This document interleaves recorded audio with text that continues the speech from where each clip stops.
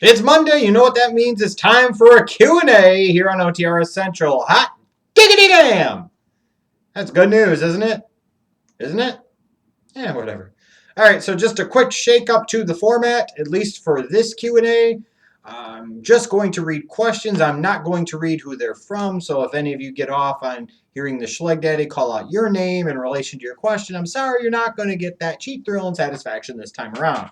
Just how it worked out. I was hoping by doing that I could get in a few more questions. Let's see if it works or not. Let's get started. Should a Sting Bray Wyatt match ever happen? Why or why not? I'd be okay with it. At a WrestleMania, I'd be okay with it. Why not? A way, I guess, Sting could have a match in the WWE. Like, I've done a video about that before, talking about how I'm kind of torn on it. On the one hand, the old fan of me wants to see that, but on the other hand, the old fan of me also doesn't want to see that. Um, as far as Sting Bray Wyatt, I think the dynamics of that could potentially work very, very well, and I think that's why it makes sense to me and why I would want it to happen. Um, I'd be fine with it, especially because it would be a chance to give Bray Wyatt a high-profile feud. You're talking about trying to establish this guy as a future star, and he's the one that works Sting first in the WWE, perhaps the only one. That's a pretty big statement for Bray Wyatt and his character. So that would be the one that I'd have to be okay with. Obviously, if they didn't do Sting versus Taker, although I would have rather seen that 4 or 5 years ago or maybe many years ago. It gets me so excited thinking about it that my eyes twitch repeatedly nonstop, whether you like it or not. Why can people believe Hogan, HBK, and Triple H all played politics and buried others, but can't believe Cena does the same? It's either they're Cena fans, they are morons, they have believed too much of the pro Cena, pro WWE propaganda put out by certain individuals over the years, or they just can't believe that he would have that type of clout, because if he has that type of clout, he would be in that same stratosphere as those guys. With that said, I do think a lot of people believe that Cena plays a tremendous amount of games and backstage politics. I mean, like I've said before, any guy at the top has to have some type of political skill and ability and desire to use politics in the right way in order to get their spot and keep their spot, whether that's at the top or the bottom, but usually, especially at the top. You know, Hogan, Austin, Rock, Triple H, HBK, Taker, they've all done it. Bruno did it. They all do it. The only ones that don't do it are the ones that lie about not doing it because you have to. And the ones that don't do it don't stay in that spot for very long. That's just a fact. So to sit there and say Cena doesn't is ridiculous. It just is.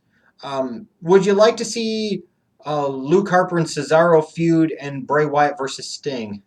Uh, I don't know so much about Luke Harper and Cesaro. I'm not sure how that would work. But yeah, Sting and Bray Wyatt I'd be fine with. Is the Road Runner the biggest politicker ever? He never put over Wile E. Coyote. Good question. He said, I ain't putting over that fucking weak-ass dog bitch. Said, maybe. A pretty big politicker. I mean, he never put him over, ever. So yeah, he goes into the biggest politickers ever category. Hogan would still out-politic him, though. Would you be happy if the 40-man Royal Rumble match had 5 NXT guys and 5 legends? I'd be happy if it had that maybe and it was 30 people. Look, again, I just don't think the 40-man Royal Rumble match is as good as a 30-man Royal Rumble match. And also, I'm of the opinion that maybe it's been that way for so many years for a reason and it doesn't need to be changed. And it's coming from a guy that believes so many things about the industry and the business need to be rethought and need to be shaken up. So I'm not one of these guys that just because it's always been done that way makes it the best way to do it. In a lot of cases, I actually believe the exact opposite. Because it's been done that way for so long, it's time to go in a different direction and do something entirely different. Looking at it strictly from a Royal Rumble standpoint, though, it either leads to shorter times for those big surprises, fewer guys going a longer period of time, kind of a jumbled feeling match, too long of a Royal Rumble, all of those things. And that's what we got in 2011, and I'm afraid that's what we get again in 2015. So I don't really care who you put in it. As far as putting 5 NXT guys in there, I mean, I don't know if you need to do all that. Because let's be perfectly realistic. It's just 5 jobber jabronis that a lot of the serious fans wouldn't know, or not serious fans, a lot of the casual fans would have no clue about. However, with that said, if you're doing it pay-per-view, it's going to be on the network, and by and large, the people that are subscribing to the network are the more hardcore fans. So maybe you're throwing them a freaking bone because a lot of those people are probably watching NXT. Rock versus Ambrose at WrestleMania 31, or is it too soon for him? I think it's too soon for that, and nor do I think it would make a tremendous amount of sense. If I'm going to put him in there with a legend, I think it's got to be him and Triple H. I think the dynamics of the feud work very well. It's been set up to where it could really be pulled off very well. And I think the guys could go out there, Ambrose and Triple H, and have a kick-ass match at WrestleMania 31. And I think that match would be better than Rock versus Triple H or even Rock versus Ambrose. And I think, in terms of Ambrose beating Triple H, which is something that could happen as opposed to if he wrestled The Rock, I highly doubt that would happen. It could mean a lot to Ambrose's career. There's no question. Let's see here. Who would you cast for a Brokeback Mountain movie WWE edition? Vince and Cena? Vince. Why can't I quit you, John? Maybe Pat Patterson, the Brooklyn Brawler. Who could I say that would just really piss all of you off? Dolph Ziggler with this pink shit. You slinkety who fucketh youeth very badly. That was a bullshit of the highest order. That was unnecessary and uncalled for. Too fucking bad. I said it anyway. But seriously, though, it'd be Vince, it'd be Cena, probably HBK, Pat Patterson, Brooklyn Brawler. Those would be some of the guys on there. Does a 3-hour Raw make the pay-per-view feel less special? That's one way of looking at it. I think a lot of the ways the WWE goes about things with those 3-hour Raws and with the pay-per-views are what make the pay-per-views feel less special. But, you could sit there and say, instead of having a 2-hour show and then you get the 3-hour pay-per-view, it's a 3-hour show and it's a 3-hour pay-per-view. What's the real difference here? And that's a fair question. Especially when you have a lot of matches on your pay-per-views that by and large feel like just solid television matches. They don't feel like pay-per-view type of matches. Do you think Taker should have retired at the end of an era match at 20-0? Yeah, if they were just going to do what they ended up fucking doing, then yeah, he should have retired. I mean, how's it the end of an era if Triple H and Taker are both still wrestling? Just saying. Was Bret Hart's career in WCW a stroke of genius, or ain't that a kick in the head?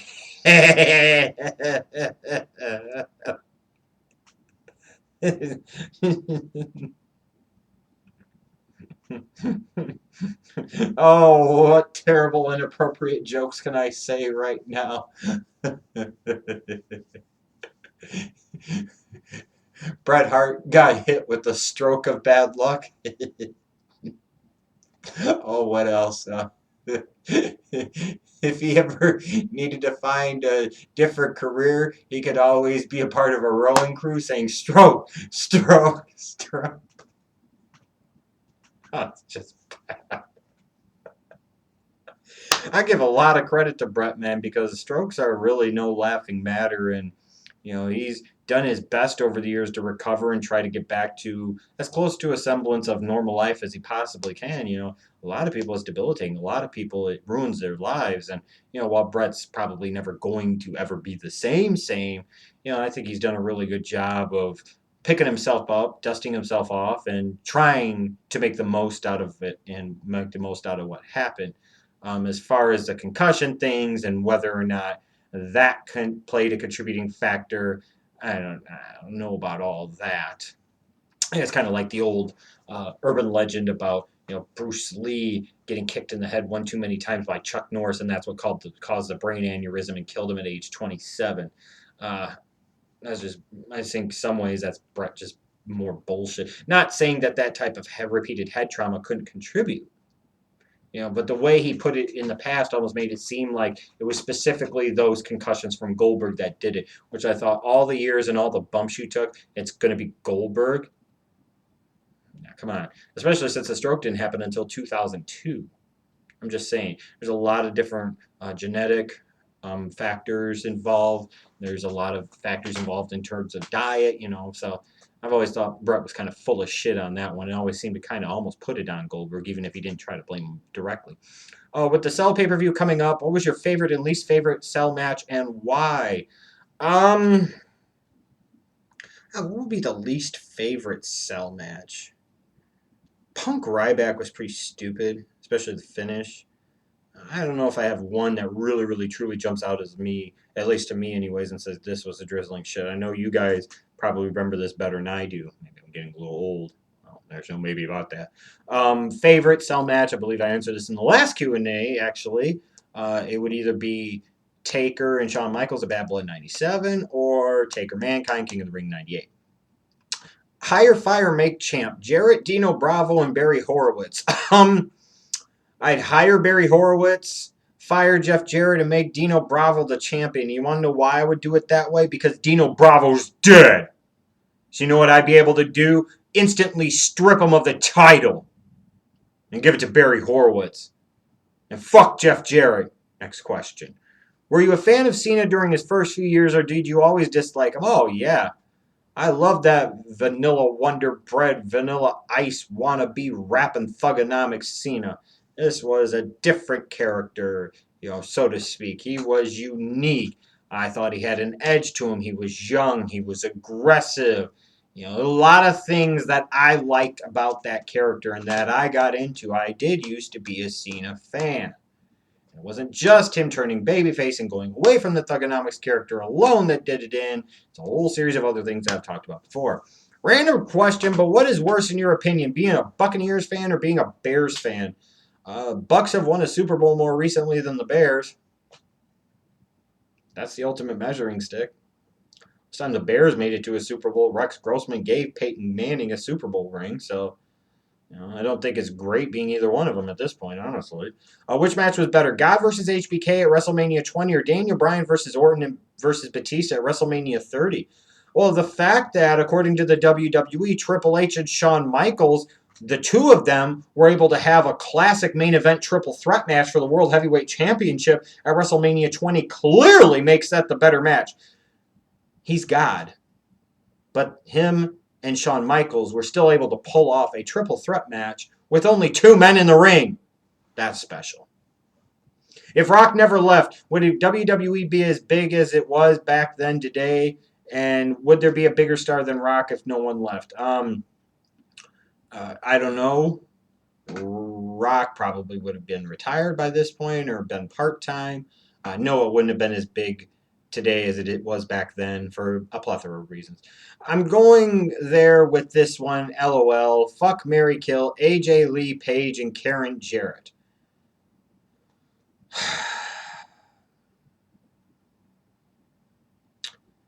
I guess I have to fuck AJ Lee, marry Paige, and kill Karen Jarrett. I can't have sex with Karen Jarrett because she is a horse. I cannot marry Karen Jarrett because, as stated previously, she is a horse. It's illegal. Be allowed. So, doesn't really matter. Gotta choose one or the other. I guess I'd fuck AJ Lee once. That way maybe I could pretend to be CM Punk since we both would have touched the same thing. I don't know. And then marry Paige, I guess. Do you or have you ever watched an anime before? I guess I have. You asked me to name one, I couldn't tell you. Maybe anime porn. No. What are your thoughts on The Rock's return?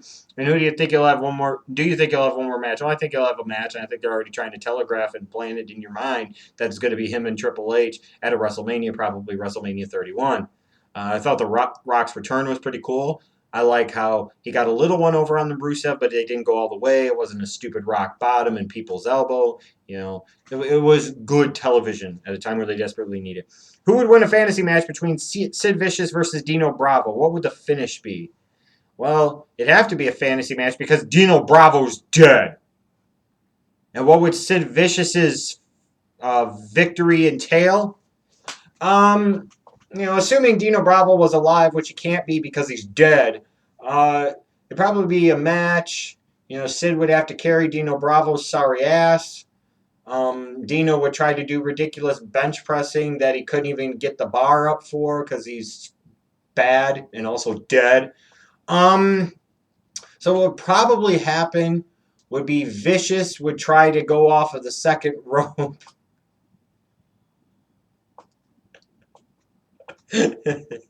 and hit Dino Bravo with the big booty, break his leg. Dino Bravo starts going into his queer French laugh and then decides he's going to light up a cigarette to celebrate that he smuggled in across the border. And then 18 random shots break out from the crowd and he's dead. Sid crawls over him, rolls over him in pain. 1, 2, 3. That's the finish.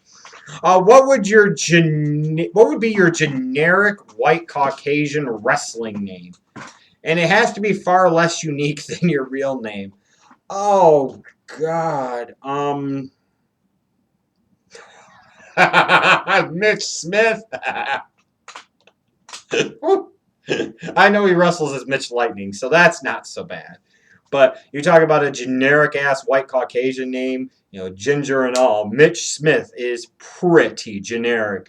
Let's see here. Daniel Parkin. That's also a pretty generic white Caucasian name. Look at me. I'm Daniel Parkin. Let's see. Michael Rout. The Marvelous Mark Johnson.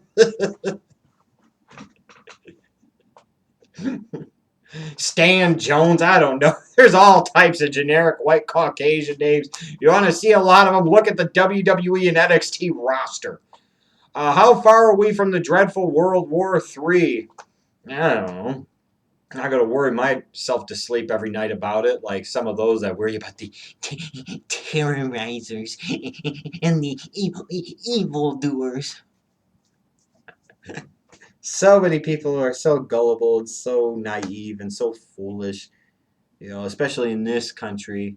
If they really think radical Islamic terrorists are the biggest threat to the citizens and to the sovereignty and the security and safety of the United States as a whole, then I got news for them. They're barking up the wrong tree.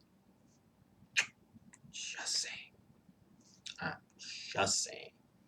There are other countries that are a bigger threat, both foreign and domestic.